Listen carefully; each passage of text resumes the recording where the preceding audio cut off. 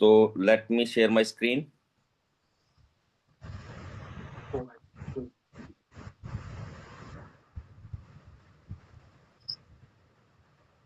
Sir continue कीजिए, start होने वाली है ना, आपकी स्क्रीन भी शो होने चालू हो चुकी। सागिर सर, मेरा स्क्रीन विजिबल है आपको? बिल्कुल कंप्लीट है सर, आप स्टार्ट कीजिए। Okay, thank you. तो साथियों, आज हम जो डिस्कस करने वाले हैं यहाँ पे सीडाओ का वैल्यू एनालिसिस, यानी सीडाओ से संबंधित सभी चीजें, प्लान और इसकी टेक्नोलॉजी को हम कंप्लीटली यहाँ पे आज डिस्कस करेंगे। तो इसी के साथ हम आगे बढ़ते हैं कि सबसे पहले हम लोग समझेंगे कि सीडाओ क्या है। सीडाओ एक ऑन चेन यानी ब्लॉकचेन पर निर्धारित एक बैंकिंग सिस्टम है। ब्लॉकचेन बैंकिंग सिस्टम को समझने से पहले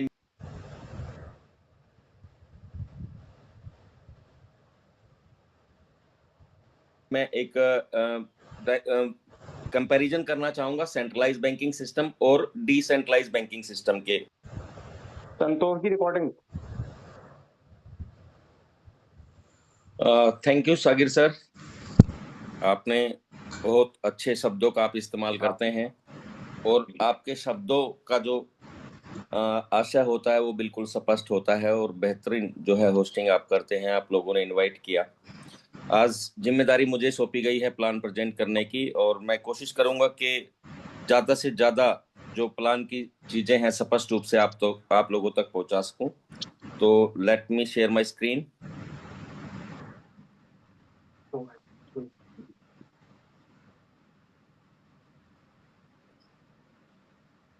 सर कंटिन्यू कीजिए, स्टार्ट होने वाली है ना, आपकी स्क्रीन भी शो होने चालू हो चुकी। सागिर सर, मेरा स्क्रीन विजिबल है आपको? बिल्कुल कंप्लीट है सर, आप स्टार्ट कीजिए। Okay, thank you. तो साथियों, आज हम जो डिस्कस करने वाले हैं यहाँ पे सीडाओ का वैल्यू एनालिसिस, यानी सीडाओ से संबंधित सभी चीजें, प्लान और इसकी टेक्नोलॉजी को हम कंप्लीटली यहाँ पे आज डिस्कस करेंगे। तो इसी के साथ हम आगे बढ़ते हैं कि सबसे पहले हम लोग समझेंगे कि सीडाओ क्या है। सीडाओ एक ऑन चेन यानी ब्लॉकचेन पर निर्धारित एक बैंकिंग सिस्टम है। ब्लॉकचेन बैंकिंग सिस्टम को समझने से पहले मैं एक कंपैरिजन करना चाहूंगा सेंट्रलाइज बैंकिंग सिस्टम और डिसेंट्रलाइज बैंकिंग सिस्टम के बीच में। साथियों, किसी भी देश का जो फाइनेंशियल सिस्टम होता है उसको हम सेंट्रलाइज बैंकिंग सिस्टम बोलते हैं। जहां पे जैसे कि आप इंडिया में हैं, तो इंडियन होने के नाते आपको पता होगा कि जो हमारा बैंकिंग सिस्टम है वो होल्ड करता है आरबीआई, यानी रिजर्व बैंक ऑफ इंडिया द्वारा ऑपरेट किया जाता है। जहां पे फिएट करेंसी यानी किसी भी देश का जो नेटिव करेंसी होता है उसको हम फिएट करेंसी बोलते हैं। यानी कि अपने इंडिया का जो फिएट करेंसी है वो है रुपीज। तो रुपीज को प्रिंट करने से लेकर के उसके इंटरेस्ट रेगुलेशन और इंटरेस्ट एडजस्टमेंट को लेकर के जो सारी चीजें होती हैं वो सेंट्रलाइज बैंकिंग सिस्टम के तहत आती हैं। तो आप लोगों ने देखा होगा कि सेंट्रलाइज बैंकिंग सिस्टम में काफी सारी त्रुटियां हैं। आप लोगों के बैंक अकाउंट्स हैक हो जाते हैं, आपके फंड्स अप एंड डाउन हो जाते हैं, बैंकर्स अपनी मर्जी से आपके अकाउंट्स पे कुछ चार्जेस लगा देता है। तो काफी सारी त्रुटियां जो है सेंट्रलाइज बैंकिंग सिस्टम में देखी गई हैं। तो इसके पैरेलली जो है वर्ल्ड वाइड काफी सारे बड़े बैंक अपने बैंकिंग सिस्टम को ब्लॉकचेन पे लाने का प्रयास कर रहे हैं। और इवन इंडिया में आंध्र प्रदेश जो स्टेट है, आंध्र प्रदेश स्टेट का real estate management completely blockchain पे कन्वर्ट हो चुका है। आप इसको गूगल पे सर्च भी कर सकते हैं।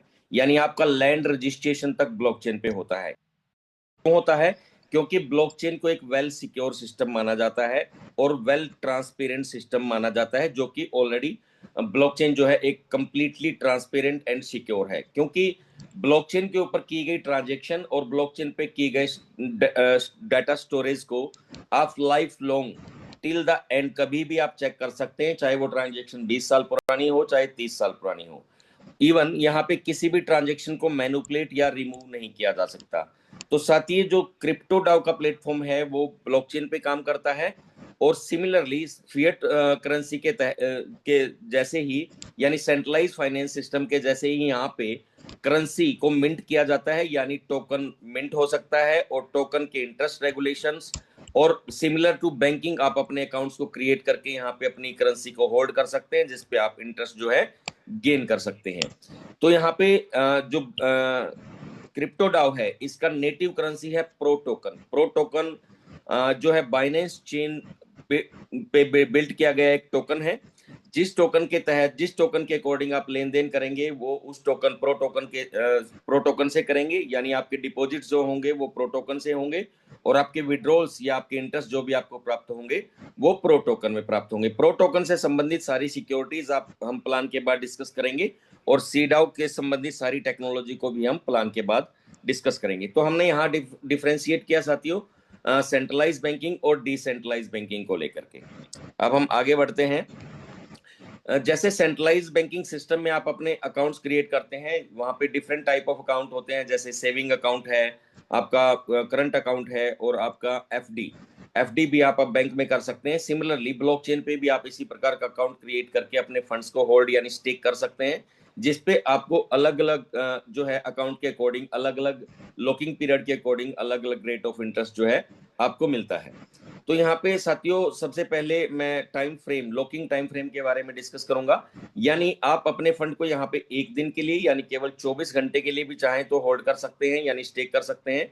उस पे आपको 24 घंटे के लिए भी आपको इंटरेस्ट प्राप्त होता है। उसके बाद आप चाहें तो उसको अनस्टेक यानी विड्रॉ कर सकते हैं। उसके बाद 30 दिन का लॉक इन टाइम है, 90 दिन का लॉक इन टाइम है, 180 डेज का लॉक इन टाइम है, 360 दिन का लॉक इन टाइम है और 540 दिन का लॉक इन टाइम है। यहाँ पे इसको आप एफडी की तरह ले सकते हैं, जैसे एफडी आपका 1 साल 2 साल 3 साल का होता है, इसी प्रकार यहाँ पे आपका लॉक इन टाइम होता है। लेकिन एफडी में और यहाँ के लॉक इन टाइम में एक डिफरेंशिएट होता है। एफडी में अगर आपने 1 साल का एफडी किया है सेंट्रलाइज बैंकिंग सिस्टम में, तो आपका इंटरेस्ट और आपका कैपिटल आपको टोटल 1 साल के बाद मिलता है। यहाँ पे आप किसी भी टाइम फ्रेम में लॉक करेंगे तो आपने जैसे 30 दिन में लॉक किया तो अपना interest right from the first day भी आप विड्रॉल कर सकते हैं, यानी एवरी डे आप चाहें तो अपने इंटरेस्ट को विड्रॉ कर सकते हैं और आपका कैपिटल राइट 30 दिन के बाद भी आप विड्रॉल कर सकते हैं। और यहाँ पे एक और विशेष बात है कि जो आपका स्टेक यानी आपकी जो होल्डिंग होती है वो लाइनरी होती है, यानी कि आपने जो कैपिटल अपना स्टेक किया है जितने दिन के लिए किया है उतने दिन से डिवाइड होकर के एवरी डे रिलीज होता है। आप चाहें तो उसको भी रिडीम कर सकते हैं, लेकिन जितना पार्ट आप रिडीम कर लेंगे उस पे आपको इंटरेस्ट मिलना बंद हो जाएगा। अगर आप रिडीम नहीं करेंगे तो रिडीम्ड कैपिटल के ऊपर रिलीज्ड कैपिटल के ऊपर भी आपको इंटरेस्ट जो है मिलता रहता है। और एक विशेष बात है, एफडी में जैसे आपका टेन्योर फिनिश होता है तो आपको वहां पे इंटरेस्ट मिलना बंद हो जाता है। यहाँ पे जैसे आपका टेन्योर यानी लॉकिंग पीरियड खत्म होता है और अपने फंड को आप रिमूव नहीं करते हैं, विड्रॉ नहीं करते हैं, उसके बाद भी आपका इंटरेस्ट जो है वो कंटिन्यू आपको जनरेट होता रहता है। तो इसके बाद साथियों हम डिस्कस करेंगे यहाँ पे आपको इंटरेस्ट रेट क्या मिलने वाला है। तो यहाँ पे बेसिक रेट ऑफ इंटरेस्ट जो है 0.5 to 9% पर डे आपको मिलता है और ये दिन में 2 बार आपको मिलता है। यानी अगर 0.5 बेसिक आ रहा है तो हर 12 घंटे में आपको 0.25% मिलेगा, अगर मैक्सिमम 0.9% आ रहा है तो हर 12 घंटे में आपको 0.45% मिलता है। और ये हर 12 घंटे में रिबेस होता है, आपका हर 12 घंटे मिलने वाला इंटरेस्ट जो है आपके कैपिटल में प्लस हो जाता है और नेक्स्ट 12 आवर का जो इंटरेस्ट है आपके टोटल अमाउंट पे मिलता है। इसको हम कंपाउंडिंग भी बोल सकते हैं। तो साथियों यहाँ लॉक इन टाइम फ्रेम के हिसाब से कुछ एडिशनल रेट ऑफ इंटरेस्ट भी आपको मिलता है। जैसे 1 डे में आप लॉक करते हैं तो आपको केवल basic rate of interest 0.5 to 0.9% तक मिलता है। 30 दिन का लॉक इन पीरियड अगर आप सिलेक्ट करते हैं तो बेसिक रेट ऑफ इंटरेस्ट से 5% ज्यादा रेट ऑफ इंटरेस्ट आपको मिलता है। 90 डेज के लिए अगर आप लॉक करते हैं तो 10% रेट ऑफ इंटरेस्ट आपको ज्यादा मिलता है। अगर 180 डेज के लिए आप स्टेक करते हैं तो बेसिक पे आपको 15% ज्यादा रेट ऑफ इंटरेस्ट मिलता है और 360 दिन के लॉक इन टाइम में आपको 30% रेट ऑफ इंटरेस्ट ज्यादा मिलता है। 540 दिन के लॉक इन टाइम फ्रेम में आपको 45% रेट ऑफ इंटरेस्ट बेसिक पे ज्यादा मिलता है। अब हम बात करेंगे एनुअल परसेंटेज यील्ड, यानी कि आपने किसी भी टाइम फ्रेम में अपने फंड को लॉक किया और 360 दिन तक आपने इंटरेस्ट और कैपिटल को विड्रॉ नहीं किया तो आपका एनुअल पोटेंशियल रिटर्न कितना बनता है। अगर आप 1 डे के लिए अपने कैपिटल को लॉक करते हैं और 360 दिन तक होल्ड करते हैं तो आपका 835% का रिटर्न बनता है। इट मींस 8.35x यानी लगभग 8.5 गुना आप इसको बोल सकते हैं। 30 दिन का लॉक इन पीरियड अगर आप सिलेक्ट करते हैं तो यहाँ पे आपको 1250% का रिटर्न मिलता है यानी लगभग 12.5 गुना। 90 दिन के लॉक इन पीरियड में आपको 1865% का रिटर्न मिलता है यानी लगभग 18.5 गुना। 180 दिन का लॉक इन पीरियड आप सिलेक्ट करते हैं तो यहाँ पे आपको 2685% का रिटर्न मिलता है टोटल एनुअली, यानी लगभग 27 गुना आपका जो है टोकन की संख्या हो जाती है। 360 दिन का लॉक इन पीरियड अगर आप सिलेक्ट करते हैं तो आपको 3730% का रिटर्न मिलता है, यानी आपने जितने टोकन लॉक किए हैं वो 37 गुना से ज्यादा हो जाते हैं। 540 दिन का लॉक इन पीरियड अगर आप सिलेक्ट करते हैं तो टोटल आपको 4880% का रिटर्न मिलता है, यानी कि लगभग 49x आपके टोकन की संख्या हो जाती है। तो साथियों यहाँ पे आपने समझा कि यहाँ पे आप किसी भी टाइम फ्रेम के लिए लॉक कर सकते हैं, अपना रेट ऑफ इंटरेस्ट कैसे आप विड्रॉ कर सकते हैं, और रेट ऑफ इंटरेस्ट आपको बेसिक क्या मिलता है, और अलग अलग टाइम फ्रेम के हिसाब से आपको जो है एडिशनल रेट ऑफ इंटरेस्ट मिलता है। तो वो चीजें हम लोगों ने इस स्लाइड में कवर की। अब हम आगे बढ़ते हैं। LP discount bond mechanism. साथियों यहाँ पे आप दो प्रकार से अपने कैपिटल को स्टेक कर सकते हैं, one of direct staking and one of bond purchase करके भी आप अपने कैपिटल पे इंटरेस्ट गेन कर सकते हैं। बॉन्ड परचेजिंग में आपको 4 टाइम फ्रेम के ऑप्शन मिलते हैं, minimum 90 days, 180 days, 360 days and 540 days. अगर आप 90 डेज लॉक इन पीरियड में बॉन्ड परचेज करते हैं तो यहाँ पे आपको टोकन्स में कुछ डिस्काउंट मिलता है, यानी 0 to 5% का डिस्काउंट। ये 2% भी हो सकता है, 3% भी हो सकता है, 5% भी हो सकता है। जब आप बॉन्ड परचेज करने के लिए इनका डैप एप्लीकेशन पे जाते हैं तो वहां पे जब भी आप बॉन्ड पर सिलेक्ट करेंगे 90 डेज या 180 डेज या 360 डेज का पीरियड, तो वहां पे उस टाइम जो भी डिस्काउंट चल रहा होता है वो आपको विजिबल होता है और आप बॉन्ड परचेज कर सकते हैं।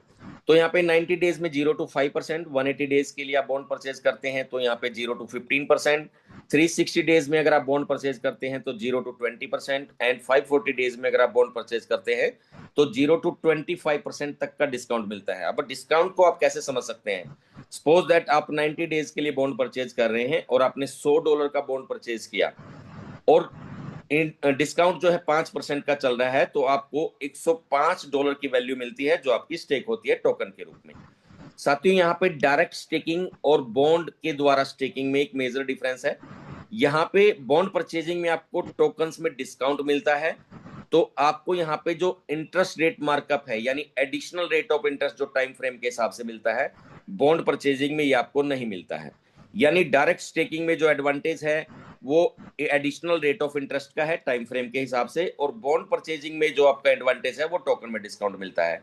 ये आपके ऊपर डिपेंड करता है कि आप बॉन्ड के द्वारा स्टेक करेंगे या डायरेक्ट स्टेकिंग आप कर सकते हैं। ये आप वैल्यू एनालिसिस कर सकते हैं, किसमें आपका ज्यादा बेनिफिट है वो आप इसमें कर सकते हैं। तो साथ ही ये तो था पार्ट ऑफ इन्वेस्टर, यानी इन्वेस्टर्स जो है अपना कैपिटल इन्वेस्ट करके क्या रेट ऑफ इंटरेस्ट गेन कर सकते हैं। अब हम आगे बढ़ेंगे रेफरल प्रोग्राम की तरफ। तो साथियों रेफरल प्रोग्राम में सबसे पहली इनकम है इनविटेशन रिवॉर्ड मैकेनिज्म, यानी आप अपना कैपिटल स्टेक करने के बाद अगर किसी अन्य व्यक्ति को प्रपोज करते हैं स्टेकिंग के लिए, तो उस व्यक्ति द्वारा स्टेक किया गया कैपिटल पे जो इंटरेस्ट गेन होगा उसका 10% आपको मिलता है। यानी आपके रेफरल लिंक से जो भी व्यक्ति ज्वाइन करेगा और जो कैपिटल वो उस अकाउंट पे स्टेक करेगा उस पे जनरेट होने वाला इंटरेस्ट पे आपको 10% मिलता है। सेकंड लेयर यानी आपके द्वारा इनवाइटेड व्यक्ति किसी अन्य व्यक्ति को इनवाइट करके ज्वाइन कराता है और कैपिटल स्टेक कराता है, वो आपकी सेकंड लेयर मानी जाती है, और सेकंड लेयर से आपको 5% जो है इंटरेस्ट का गेन होता है। तो साथियों ये पहली इनकम है इस प्रोग्राम की। तो यहाँ पे 2 लेवल से इनकम आपको आती है। अब हम आगे बढ़ते हैं। V3 pro community management award. तो साथियों ये सबसे ब्यूटीफुल इनकम है क्रिप्टो डाउ प्लेटफॉर्म की, और ये काफी ह्यूज है, यानी काफी बड़ी इनकम है और काफी शानदार इनकम है, इजी टू अचीव है। यहाँ पे V1 से लेकर के V15 तक 15 क्वालिफाइंग लेवल्स हैं, जिनको आप 1 to 1 लेवल जैसे जैसे आप अचीव करते चले जाएंगे आपकी इनकम बढ़ती चली जाएगी। तो साथियों स्टार्ट करते हैं डिस्कशन V1 से। यानी V1 क्वालिफाई करने के लिए आपको अपना self account minimum $100 value of pro token stake करना होता है, यानी कम से कम $100 के टोकन जो है आपके अकाउंट में स्टेक होने चाहिए, तो आप एलिजिबल होते हैं वर्किंग इनकम को प्राप्त करने के लिए। और आपके डायरेक्ट 3 वैलिड इन्विटेशंस यानी 3 वैलिड डायरेक्ट अकाउंट आपके होने चाहिए जिन पे मिनिमम $100 का स्टेक हो। तो और आपका टीम बिजनेस जो है $5000 जैसे ही हो जाता है तो आप V1 क्वालिफाई करते हैं, और पूरी टीम में जितना भी कैपिटल स्टेक है और उस पे जनरेट होने वाले इंटरेस्ट का 15% आपको प्राप्त होता है एज ए V1 क्वालिफायर।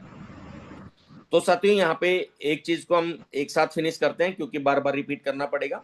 जैसे पर्सनल अकाउंट होल्डिंग है, आपको V1 से लेकर के V15 तक आपका अकाउंट केवल और केवल $100 का ही चाहिए। आपको सीडा प्लेटफॉर्म पे जैसे जैसे आपका लेवल इंक्रीज होगा, आपको अपने अकाउंट का अमाउंट बढ़ाने की जरूरत नहीं है, और ना भी 2x 3x इनकम जनरेट करने के बाद आपको अपने अकाउंट को रीटॉप अप करने की जरूरत है। इट मींस केवल $100 से आप इस प्लेटफॉर्म से 100 करोड़ रुपए भी कमा सकते हैं। दूसरा, V1 से लेकर के V3 तक आपको केवल 3 डायरेक्ट स्पॉन्सर चाहिए। V4 से लेकर के V6 तक आपको 5 डायरेक्ट अकाउंट चाहिए। यानी कि जैसे डायरेक्ट अकाउंट का मतलब है वैलिड डायरेक्ट अकाउंट, मिनिमम $100 का होल्डिंग उन अकाउंट्स में होना चाहिए। और V7 से लेकर के V15 तक आपको 10 डायरेक्ट अकाउंट चाहिए होते हैं। अब हम केवल बिजनेस लेवल वाइज डिस्कस करेंगे। दो चीजें यहाँ पे कवर हो गई हैं कि आपको डायरेक्ट अकाउंट कितने चाहिए और आपका सेल्फ अकाउंट कितना होना चाहिए। V1 के लिए आपको टीम बिजनेस 5000 चाहिए, जैसा कि मैंने बताया। तो यहाँ पे आपको $5000 यानी आपकी टीम के द्वारा डिपॉजिट किए गए अमाउंट पे जो इंटरेस्ट जनरेट होगा उसका 15% आपको मिलेगा। V2 क्वालिफाई करने के लिए आपकी टोटल टीम का जो बिजनेस है वो $15000 होना चाहिए। उस पे जनरेट होने वाले इंटरेस्ट पे आपको 25% मिलता है। साथ ही यहाँ पे एक पॉइंट समझने लायक है, अगर आप V2 क्वालिफाई कर चुके हैं और आपकी किसी भी एक लेग में कोई भी व्यक्ति V1 क्वालिफाई कर चुका है तो उसको 15% मिलेगा और डिफरेंस का 10% आपको मिलेगा। यानी ये जो प्लान है लेवल के हिसाब से डिफरेंशियल प्लान है। आपके और आपके डाउनलाइन के बीच में जितने लेवल का डिफरेंस होगा उतने डिफरेंस की इनकम आपको मिलेगी और रिमेनिंग इनकम जहां तक आपका साथी अचीव कर चुका है वो उसको मिलेगी। अगर किसी लेग में आपका कोई भी क्वालिफायर नहीं है तो आप किसी भी लेवल पे हैं, वहां तक की टोटल इनकम जो है वो आपको मिलती है। तो साथियों V3 पे बढ़ते हैं आगे। V3 के लिए आपको टोटल जो बिजनेस चाहिए होता है वो 45,000 का चाहिए होता है, और 45,000 बिजनेस पे आप V3 क्वालिफाई करेंगे और आप टोटल टीम की ROI पे आपको 35% मिलता है। V4 आपका $1.5 लाख बिजनेस रिक्वायर्ड होता है V4 के लिए, और यहाँ पे आप पूरी टीम की ROI का 45% आपको मिलता है। V5 के लिए $4.5 लाख का बिजनेस रिक्वायर्ड होता है और आप अपनी पूरी टीम की ROI का 55% गेन कर सकते हैं। V6 के लिए आपको $10.5 लाख का बिजनेस रिक्वायर्ड होता है और पूरी टीम की ROI से जो है आपको 65% मिलता है। तो साथियों यहाँ पे एक और वैल्यूएबल पॉइंट है कि V1 से लेकर के V6 तक ये सिंगल लेग मैकेनिज्म वर्क करता है। यानी कि आपका टोटल बिजनेस अगर एक ही लेग में है तो भी आप V1 से लेकर के V6 तक के सारे रैंक जो हैं क्वालिफाई कर सकते हैं। आगे बढ़ते हैं साथियों V7 से। V7 के लिए आपको अलग अलग टीम से 2 V6 यानी प्रीवियस रैंक के V6 रिक्वायर्ड होते हैं, और आपका जो टीम की ROI का आपको 75% मिलना स्टार्ट होता है। V8 के लिए आपको 2 अलग अलग टीम से V7 रिक्वायर्ड होते हैं और आप 85% पे पहुंच जाते हैं। इसी प्रकार जैसे जैसे आप नेक्स्ट लेवल अचीव करोगे तो प्रीवियस लेवल के 2 लोग आपको अलग अलग टीम से चाहिए। जैसे V9 के लिए V8 चाहिए 2 अलग अलग टीम से, V10 के लिए 2 अलग अलग टीम से V9, V11 के लिए अलग अलग टीम से 2 V10, और हर लेवल पे ये इनकम जो है 10% आपकी बढ़ती चली जाती है। V8 पे 85%, V9 पे 95%, V10 पे 105%, V11 पे 115% एंड V12 पे 125%।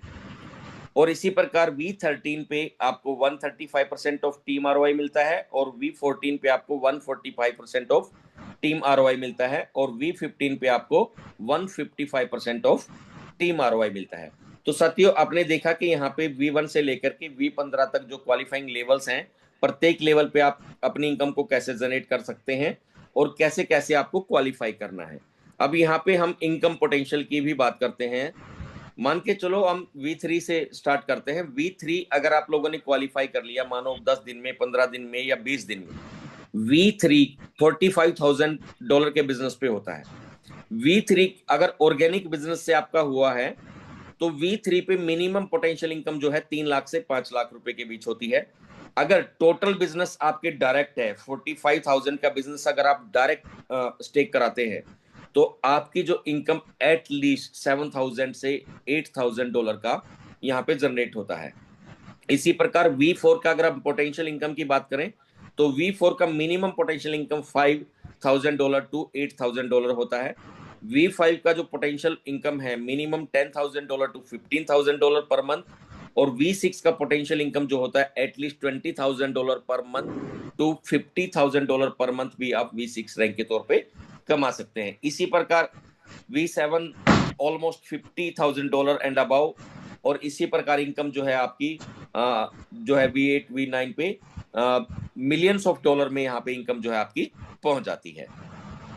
तो साथियों, अब तक हमने दो इनकम्स के बारे में डिस्कस किया, पहला आपका इनविटेशन रिवॉर्ड और दूसरा आपका टीम मैनेजमेंट रिवॉर्ड। अब हम बात करेंगे थर्ड इनकम, यानी same and surpass level bonus, जो कि 10% है। यानी आप जिस भी लेवल पे हैं, यानी आपका V6 V3 या V5 जो भी लेवल आपने अचीव किया है, आपका डाउनलाइन साथी अगर सेम लेवल या आपको क्रॉस कर देता है तो उसको मिलने वाली इनकम का 10% आपको मिलता है।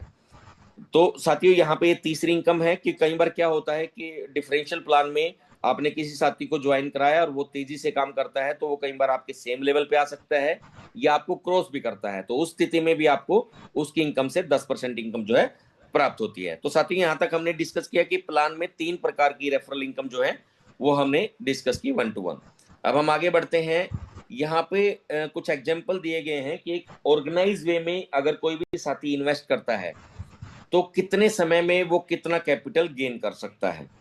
तो सबसे पहले एग्जांपल दिया गया है कि कोई भी साथी अगर अपनी सेल्फ इन्वेस्टमेंट से V1 क्वालिफाई करता है तो उसका टोटल इन्वेस्टमेंट यहाँ पे लिखा हुआ है कि 5100, बट मैं कहना चाहूंगा कि क्वालिफाई करने के लिए टोटल मान के चले आप $5500, यानी आपने $100 का सेल्फ अकाउंट लगाया, $100 से 3 डायरेक्ट अकाउंट के लिए आपको V1 एलिजिबल हुए आप, और किसी भी एक अकाउंट के डाउन में आप $5000 का स्टेक कराते हैं तो आप V1 क्वालिफाई करते हैं, और आपका पोटेंशियल रिटर्न 30 दिन का जो बनता है वो 45% के अराउंड बनता है। 90 डेज का जो कंपाउंड इंटरेस्ट आपका बनता है वो लगभग 205% बनता है, यानी 205% कैपिटल आप गेन करते हो, और आपका कैपिटल मिलाकर के 90 डेज में 3 गुना आपका कैपिटल हो जाता है। 180 डेज में आपका जो कैपिटल है 835% गेन करता है, यानी लगभग 9 गुना आपका पैसा हो जाता है 180 डेज में। और 360 दिन की अगर हम बात करें तो 8654%, यानी आपका टोटल कैपिटल 87x हो जाता है 360 दिन में। इसी प्रकार यहाँ पे V2 का एक एग्जांपल दिया गया है, जो कि आप ऑलमोस्ट $15000 पे क्वालिफाई करते हैं। सिमिलरली आपने अपना अकाउंट $100 से लगाया है, 3 डायरेक्ट $100 के होने चाहिए, और किसी भी एक लेग में अगर $15000 आपने स्टेक कर दिए तो आपका टोटल इन्वेस्टमेंट लगभग $15400 है। तो यहाँ पे आप डायरेक्ट अपनी इन्वेस्टमेंट से V2 क्वालिफाई करते हैं तो आपका 30 दिन का जो कैपिटल गेन होता है ऑलमोस्ट 49, यानी ऑलमोस्ट 50%, यानी मात्र 30 दिन में आपने जो टोटल कैपिटल इन्वेस्ट किया है उसका 50% आपका जनरेट हो जाता है। 90 डेज की बात करें तो 234%, यानी आपका जो कैपिटल आपने इन्वेस्ट किया और 234% उस पर जनरेट हुआ, तो लगभग 3.25 गुना आपका कैपिटल सिर्फ 90 डेज में हो जाता है। इसी प्रकार 180 डेज पे अगर हम कैलकुलेशन करें तो 1017%, यानी लगभग 11 गुना आपका कैपिटल हो जाता है। और 360 दिन की अगर हम बात करें तो 123 गुना से ज्यादा आपका कैपिटल जो है जनरेट हो जाता है टोटल। तो यहाँ पे साथियों हमने समझा V1 अगर आप सेल्फ कैपिटल से क्वालिफाई करते हैं या V2 करते हैं तो किस प्रकार से आप अपने कैपिटल को गेन कर सकते हैं। अब साथियों बात करेंगे हम विड्रॉ मैकेनिज्म की, V3 प्रो मैकेनिज्म के आप अपने फंड्स को कैसे विड्रॉ कर सकते हैं। सबसे पहले है साथियों बर्न मैकेनिज्म। बर्न मैकेनिज्म केवल रेफरल इनकम पे एप्लीकेबल है, आपकी ROI पे बर्न मैकेनिज्म एप्लीकेबल नहीं है, यानी इन्वेस्टर को बर्न करने की जरूरत नहीं होती, सिर्फ रेफरल इनकम जो आपकी जनरेट होती है उसको विड्रॉ करने के लिए आपको 6:1 के रेशो में जो है कॉइन बर्न करना होता है। मान के चलो आपने 6 प्रो टोकन आपके रेफरल इनकम से जनरेट हुए हैं, तो आपको एक टोकन जो है वो बर्न करना होता है। उसके बाद जो आपके 6 प्रो टोकन है आप क्लेम कर सकते हो, और क्लेम करने के बाद जो आपके 6 टोकन है वो नेक्स्ट फेज में चले जाते हैं, जिसको हम बोलते हैं रिलीज पूल, यानी bonus release options and taxation mechanism जो यहाँ पे दिखाया गया है। इसका बेसिकली जो है ऑप्शन आपको डेप पे मिलेगा रिलीज पूल के नाम से। तो आपका सेकंड ऑप्शन में आपका जो फंड है रिलीज पूल में चला जाता है। वहां से रिलीज पूल में ट्रांसफर करने के लिए आपको 4 ऑप्शन मिलते हैं, 7 days, 15 days, 30 days and 45 days.